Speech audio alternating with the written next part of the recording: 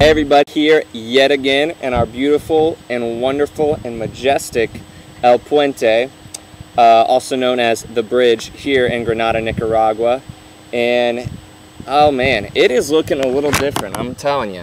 Here, I don't know if you can see that in the background, but we're getting work done on the prayer house. See right there, I got all that thatch roofing done, and so hopefully it'll get up before we are finished here. Also, we got a lot of this, I don't know what it is exactly. It kind of looks like cotton almost. And here, I'll show you a little bit of it, but this is basically what it is. Kind of weird, kind of odd, but it comes out in this season. It's falling from the trees. So, there you go. There's some Nicaraguan weather for you. It's pretty humid. It's about 95 each day, something like that. But we are getting through it. Just wanted to give you an update on the past few weeks, what's been going on.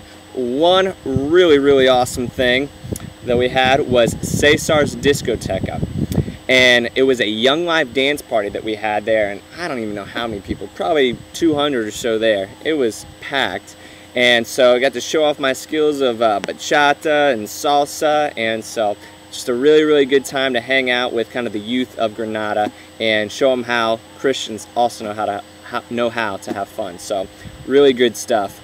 And then also just finished Blue Like Jazz probably a few weeks ago. Ever read it? It's by Donald Miller. Really good book. I believe the underlying title is Non-Spiritual Thoughts About Christianity, and it's kind of just this guy's raw and real journey through Christianity and how he kind of became a Christian, kind of these questions that keep plaguing his mind, and what really this relationship with Jesus Christ is about. And so really good book, highly recommend it. He's really witty and funny, and he also read the other book that I talked about before, which was Searching for God Knows What. So both of those, highly recommend, you should check them out. Also went through the book of Case for Christ, and that's kind of an apologetics view of this case that we have in the belief and foundation of why we have faith in Jesus Christ. So it looks at eyewitness evidence, psychological evidence, the documents, the Gospels, and historical evidence, and it's really thorough and does a really great job of presenting a defense of our faith. And I was actually able to share this with a guy who came down. His name was Steven. He's from the Netherlands, and he had a lot of questions about Christianity and was just really searching out that book to him. And he actually had to move about 3 hours away from here. He's working as an engineer with the company, and so hopefully he'll be able to get back to me, and hopefully it'll be able to impact his life and kind of lead him into that direction of having a relationship with Jesus Christ. Also, we've been having night discussions as of late as well on our Monday and Wednesday nights, and we've kind of been focusing on spiritual gifts. And so kind of the three ones we've been focusing on so far is prophecy, healing, and speaking in tongues. And so some of these in your kind of evangelical churches or other type churches isn't talked about too much. It's kind of swept under the rug. They don't condemn it, but they don't necessarily talk about it. And so we're kind of opening this up and seeing what the Bible has to say, and just seeing what these Pauline epistles really talk about when they talk about spiritual gifts. And so I think it's something that is alive and active today, and it's been cool kind of getting into this new part of Christianity that I haven't been exposed to a lot of until recent years. And it's cool to see God work in just a new and unique way, and hopefully we'll see a lot more in the future. Also, we had a crazy experience. We had 3 days of solitude just for that. We left on a Thursday in the morning about 10 o'clock or so, and then got back on a Saturday late afternoon, early evening time. And we went out to a mountain place about 30 minutes, 45 minutes away from here, and we had these two ridges and kind of a valley in between, and it was one guy here, one guy here, one guy here, here, and just alone, solitude time, you and God. I had a Bible, a journal, what else I had? 2 gallons of water, PB&J, a loaf of bread, oranges, and a knife, and that was pretty much it.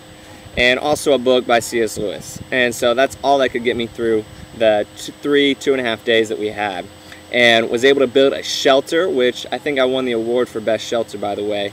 Although I kind of had some help. I was kind of along this dirt path road that people could go through, and so I had some Nicaraguans come by and they wanted to help me. So hey, if they're offering help, I'll take it.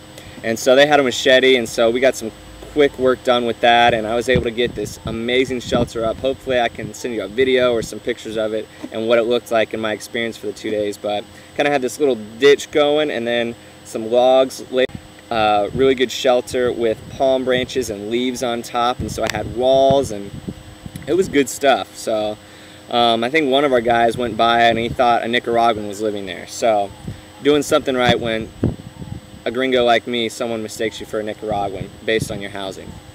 And it was a really cool experience. Got to read through Jeremiah, Revelation, and got to read some of 2 Peter and stuff, and got to do some journaling, and got some awesome views looking over Granada and at night. And I don't know, God was just really speaking to me and those moments. Also, there was a little distraction because kind of didn't have all the Solitude time. Kind of had some Nicaraguans coming by. Some of the people on the team kind of came by accidentally, didn't know where I was. And then also another crazy event, almost caught the whole forest on fire. Don't tell anyone. But saw a smoldering log, wanted to bring the fire back to my camp, so kind of built it up and made a torch and tried to light it to the torch, and then the thing just got out of control and I didn't know what was going on, so we had to get these palm branches, batting it out and trying to throw water on it and all this crazy stuff. So me and Caleb Spittler got it out. Forest is okay. Hopefully no state troopers or anyone was there. It was okay. Got the fire back to my place that night, and it was a really cool night, and just got to, I don't know, something about a fire just keeps you invigorated and alive and makes you feel a lot more comfortable there. Because the night before I didn't have any. It was chilly, a little dark, not scared of me. Some of the people were saying, weren't you scared? But no, it was cool. And hey, just got to say thank you to Bear Grylls and Les Stroud for giving me all your survival tips. Comes in handy. So hey, TV does help out in a while, so you can learn from not just books but also TV. So whatever your parents tell you about not watching TV, watch some educational stuff. Discovery Channel, History Channel, something you can learn from. But it was a really cool experience. Would recommend it for anyone else, and heck, in the future I'm probably going to do it for even a longer period of time. We'll see. Also, our past week we had Semana Santa. In the States we celebrate Easter. Here we celebrate Easter week. All week, people going nuts. Probably should be focused more on the Lord, but they're kind of focused on going to the beach and partying and stuff. I'm not really sure. But for me, one of my ministries got canceled for that week because it's involved with the school of Corazon Contento. And so with the Barrio ministry instead, it's kind of like a VBS, and so we were able to do skits and games with them and pray with them, and even got to play the guitar, and so got to do some acting and stuff, and really animated, and you kind of get, I don't know, just alive. That's kind of my theme for this blog, is becoming alive. And so with these kids, you got like 50 kids, ranging from probably 1 to 8 years old or so, and so they really are active and enthusiastic, and so it was really great to be involved with that. And also got to go to Hogar Crea. Haven't been there in a while, and got to play some guitar for them, and also got to hear a message by Caleb Spittler on the end times and Revelation, and that was something kind of eye-opening for these guys because it's something they don't always hear about. It's usually kind of like faith and sin and trying to become this better person and become more active in Christ. And so this was just a new part of the Bible that they were opening up and getting exposed to, and so really cool to see them get involved with that. And then also Caleb Spittler's mom came down, and she's just been great to be around. She's taken amazing photos. I'm quite jealous of her artistic ability. And then also Caleb's friend Missy came down, and they're still here. They'll be leaving tomorrow, but they've just been great to get to know and kind of hang out with.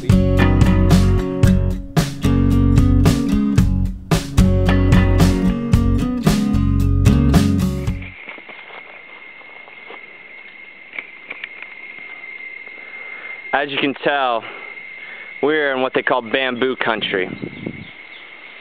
And you know what that means. You gotta watch out for the great white panda bear. That's why I always come equipped with a 3-pronged spear. You can find it anywhere at your local Nicaraguan forest.